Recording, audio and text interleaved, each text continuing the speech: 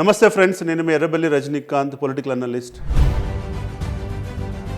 ఇప్పుడున్నటువంటి యువతరం మనం అనుకునే జెన్జీ రోజు రోజుకు సాంప్రదాయాలు సంస్కృతిని మర్చిపోతుందా? ఎందుకు సమాజంలో కుటుంబ విలువలు, మానవ విలువలు రోజు రోజుకు పడిపోతున్నాయి? ఒకప్పుడు పండుగ అంటే గుడికి వెళ్ళడము, పూజలు చేసుకోవడము, అలంకరించుకోవడము, మన చుట్టూ ఉన్న బంధుమిత్రులతో ఎంతో ప్రేమగా ఆప్యాయతతో మాట్లాడుకోవడం. కానీ ఇప్పుడున్నటువంటి యువతకి పండుగ అంటే ఫోటోలు దిగడము, సెల్ఫీలు దిగడము, స్టేటస్లు పెట్టుకోవడము, కంటెంట్ తయారు చేసుకోవడానికే పరిమితం అయిపోతున్నారు. ఎందుకు ఈ మార్పు? ఎక్కడ ఈ మార్పు? దీనికి గల ప్రధానమైన కారణం ఏంటి? ఒకప్పుడు ఉన్నటువంటి యువత పెద్దవాళ్ళని చూస్తే గౌరవించడము, ఎదుటి వాళ్ళు ఇబ్బందుల్లో ఉంటే స్పందించడము, దానం చేయడము, సహాయం చేసేటువంటి విలువలతో కూడుకొని ఉండేవాళ్ళు. కానీ ఈ రోజు మన యువత, మనం అనుకునే జెన్జీ నేను నా లైఫ్ అనేటువంటి స్టేట్మెంట్కే పరిమితం అయిపోతున్నారు. ఇది వాస్తవం. ఇది మనం రోజు చూస్తున్నాం, కానీ మనం ఏం చేయలేకపోతున్నాం అన్నది కూడా వాస్తవం.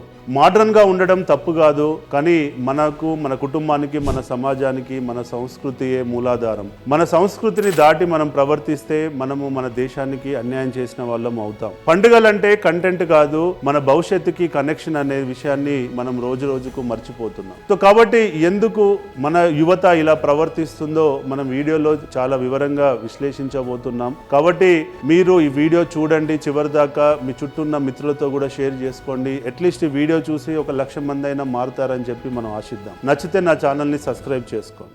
ఒకప్పుడు పండుగ అంటే అప్పుడున్నటువంటి యువతకి గుడికి వెళ్ళి పూజలు చేసి దేవుణ్ణి ప్రార్థించేవాళ్ళు. కానీ ఈ రోజున్న మన జెన్జీ యువత మాత్రం ఇంట్లో ఉన్న దేవుడికి కూడా కనీసం దండం పెట్టుకునేటువంటి ఓపిక లేదు. ఇంట్లో తల్లిదండ్రులు పూజ చేసి కనీసం వచ్చి దండం పెట్టుకోమంటే కూడా, దేవుడికి ఆరతి తీసుకోమంటే కూడా స్పందించినటువంటి యువతను మనం చూస్తున్నాం. ఆ బెడ్రూమ్ లో ఉన్నటువంటి బెడ్ దిగి వచ్చి పూజ గది దాకా నడవలేని పరిస్థితుల్లో ఉన్నారన్నది కూడా వాస్తవం.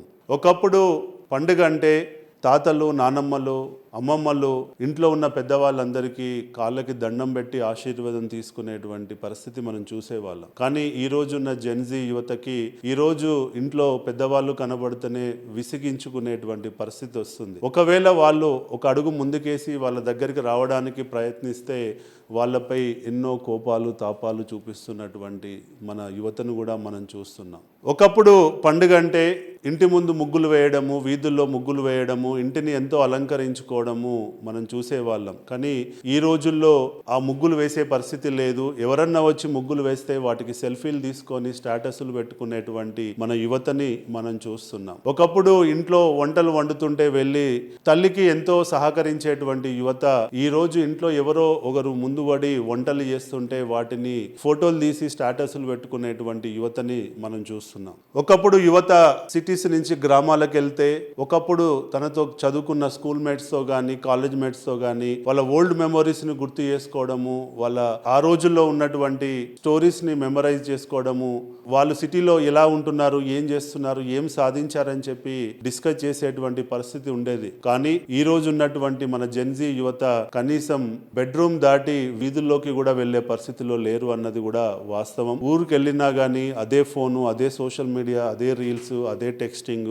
అదే మెసేజింగ్ అన్నది జరుగుతుంది. కానీ ఇప్పుడు ఉన్నటువంటి యువతకి మనందరం చెప్పాలి ఏందంటే, పండుగ అంటే కంటెంట్ కాదు, పండుగ అంటే మన భవిష్యత్తుకి కనెక్షన్ అని. రోజు రోజుకి తల్లిదండ్రులు పిల్లలతో కూర్చొని మాట్లాడుకోకపోవడం, ఒకప్పుడు ఎలా ఉండే మన సంస్కృతి సాంప్రదాయాలు అనేటువంటిది వాళ్ళతో చర్చించుకోకపోవడం, వాళ్ళతో షేర్ చేసుకోకపోవడం వల్ల కూడా ఇప్పుడున్నటువంటి యువతకి మన సంస్కృతికి మధ్య ఎంతో కొంత గ్యాప్ వస్తుందన్నది కూడా వాస్తవం. సో ఇవాళ యువత దారి తప్పుతుందని మనం బాధపడుతున్నాం తప్ప, వాళ్ళు దారి తప్పడానికి గల కారణం ఏంటి?